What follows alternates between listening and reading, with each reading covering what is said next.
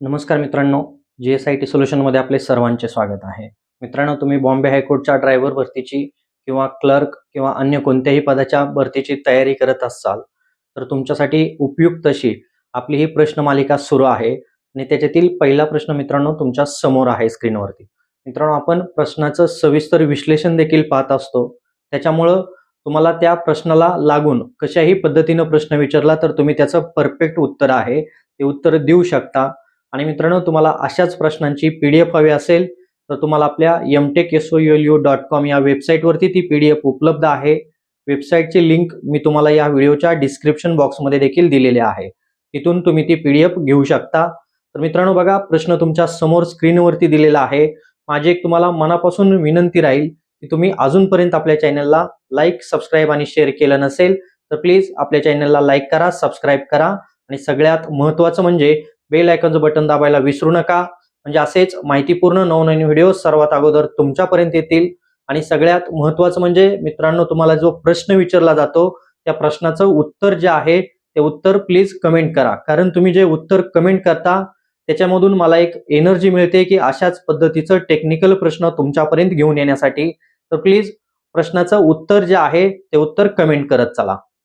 आता त्याच्यामध्ये हा प्रश्न बघा काय विचारलेला आहे आपल्याला की डॉक्टर राजेंद्र प्रसाद यांनी संविधानावरती कधी स्वाक्षरी केली, आणि तो ऑप्शन दिलेले आहेत 24 जानेवारी 1950, 26 नोव्हेंबर 1949, 15 ऑगस्ट 1947 आणि 2 ऑक्टोबर 1950.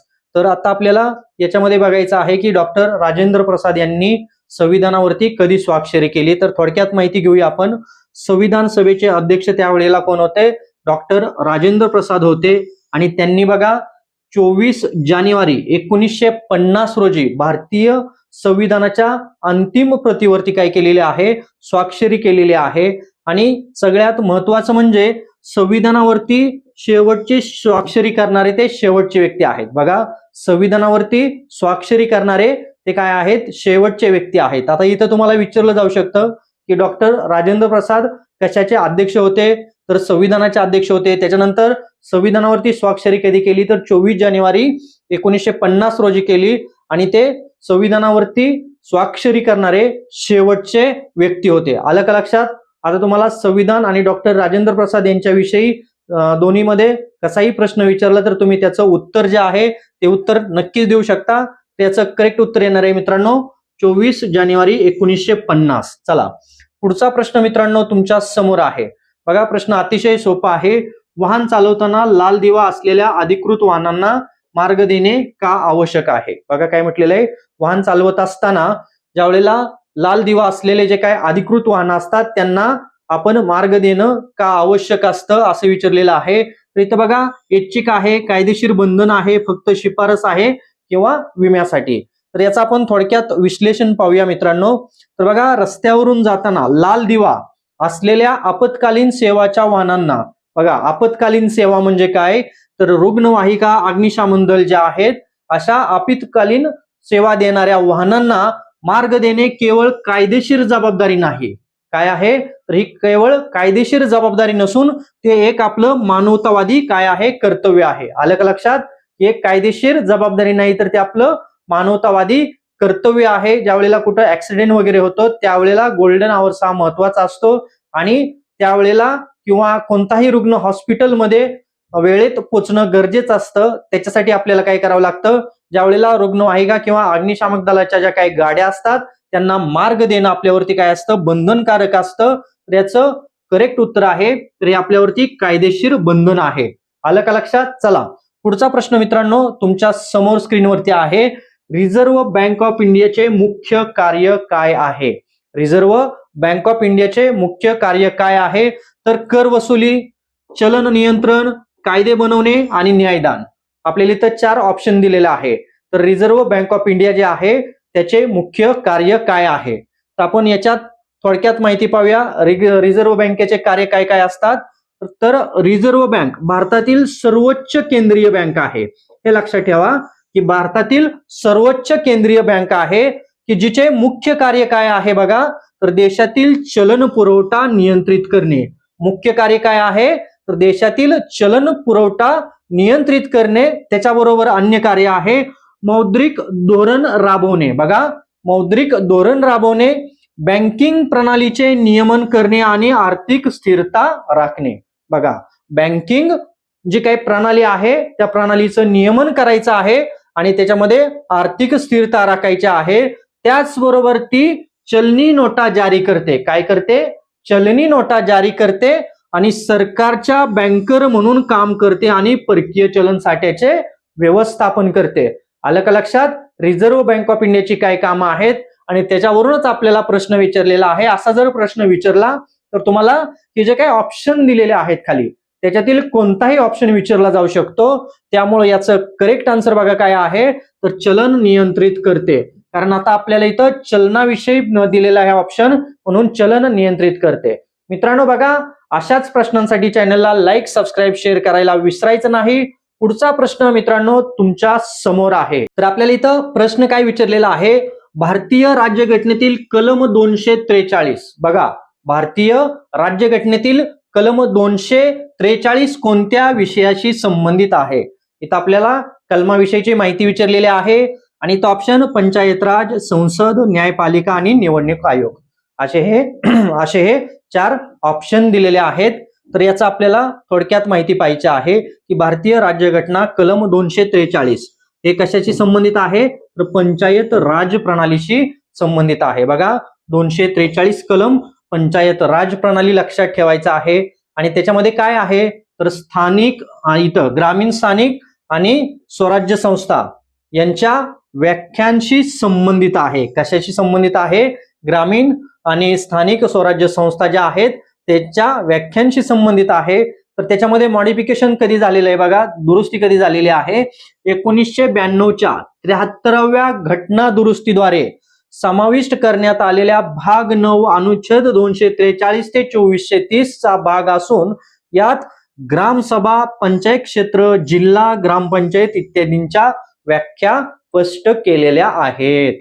तर बघा, इथं काय आहे, कलम 243 जे आहे ते पंचायत राज प्रणालीशी संबंधित आहे. कलम 243 मध्ये कधी दुरुस्ती करण्यात आलेली होती? घटना दुरुस्ती 1992 साली 73व्या घटना दुरुस्तीनुसार त्याच्यामध्ये चेंजेस करण्यात आलेले आहे आणि त्याच्यामध्ये ग्रामसभा, पंचायत क्षेत्र, जिल्हा, ग्रामपंचायत इत्यादींच्या व्याख्या स्पष्ट केलेल्या आहेत. तर मित्रांनो बघा, या प्रश्नाचं करेक्ट उत्तर आहे पंचायत राज.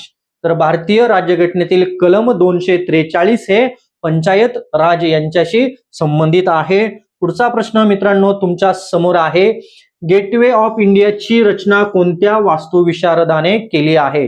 गेटवे ऑफ इंडिया जे आहे त्याची रचना कोणत्या वास्तुविशारद यांनी केली? Edwin Lutyens, George Wittet, Herbert baker, Charles Korea हे 4 ऑप्शन दिलेले आहेत. त्याच्याबद्दल थोडक्यात माहिती पाहूया. गेटवे ऑफ इंडिया या वास्तूची रचना ब्रिटिश वास्तुशास्त्रज्ञ जॉर्ज विटेट यांनी केली. बघा, ब्रिटिश वास्तू विशारद जे आहेत जॉर्ज विटेट यांनी तयार केलेले आहे आणि सांस्कृतिक कार्यक्रम आणि उत्सव गेटवे ऑफ इंडियावर वर्षभर चालत असतात.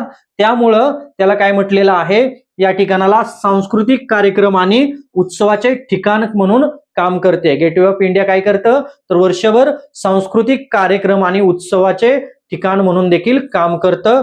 तर या प्रश्नाचं करेक्ट आन्सर आहे जॉर्ज विटेट यांनी काय केलेले आहे, गेटवे ऑफ इंडियाचे काय केलेले आहे, रचना केलेली आहे. ते वास्तू विशारद होते. चला, पुढचा प्रश्न मित्रांनो तुमच्या समोर आहे, मोटार व्हेइकल ऍक्ट 2019 नुसार सीट बेल्ट न लावल्यास कितीपर्यंत दंड आकारला जाऊ शकतो?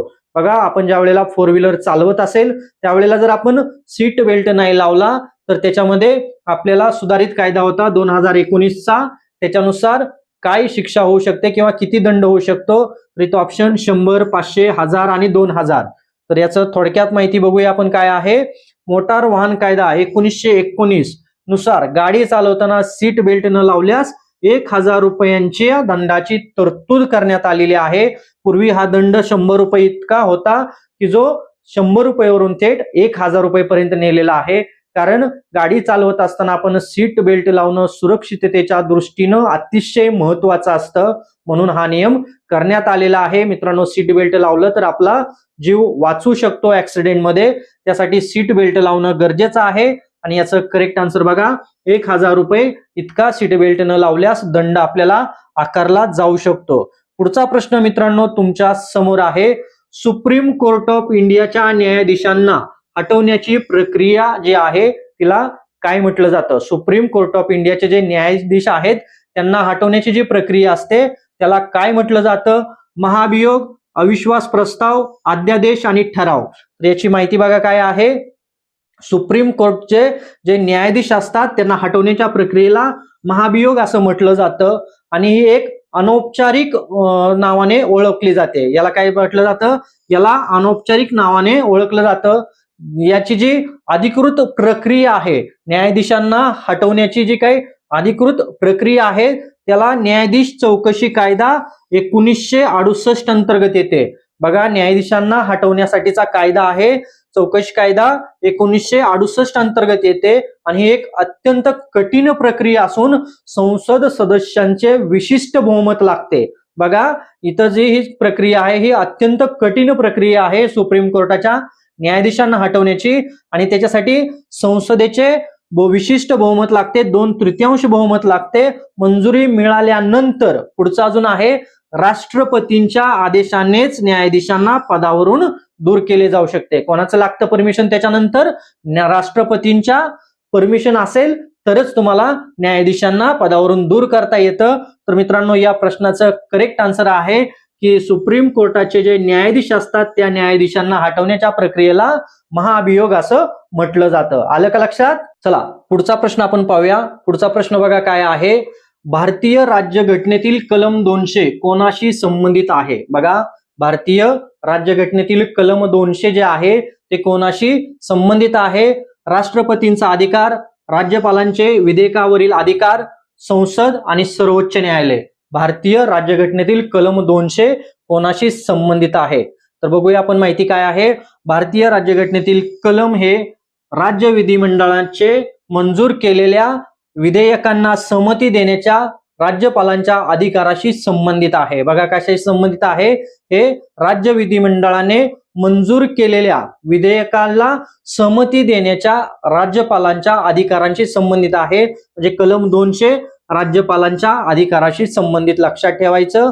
आणि या अंतर्गत राज्यपाल विधेयकाला सहमती देऊ शकतात, सहमती रोखून धरू शकतात, पुनर्विचारासाठी परत पाठवू शकतात.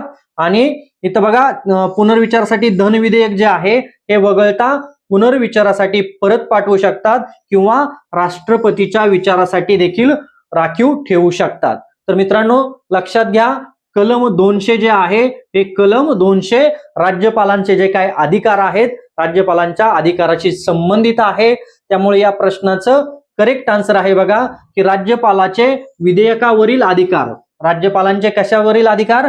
विधेयकावरील अधिकाराशी संबंधित आहे कलम 200. आलं का लक्षात? चला पुढचा प्रश्न मित्रांनो तुमच्या समोर आहे, बॉम्बे हायकोर्टच्या अधिकार क्षेत्रात खालील कोणते राज्य येते? बघा, बॉम्बे हायकोर्ट जे आहे त्याच्या अधिकार क्षेत्रात खालील कोणते राज्य येते?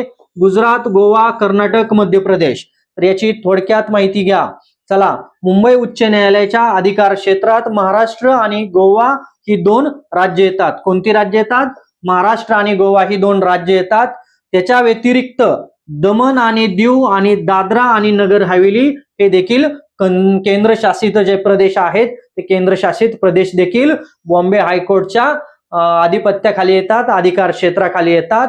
त्यामुळं इथं लक्षात ठेवायचंय, महाराष्ट्र आणि गोवा हे 2 राज्य आणि केंद्रशासित प्रदेश म्हटलं तर दमन आणि दीव, दादरा आणि नगर हवेली हे देखील केंद्रशासित प्रदेश जे आहेत ते बॉम्बे हायकोर्टच्या अधिकार क्षेत्राच्या खाली येतात. तर याचं करेक्ट आन्सर आहे गोवा.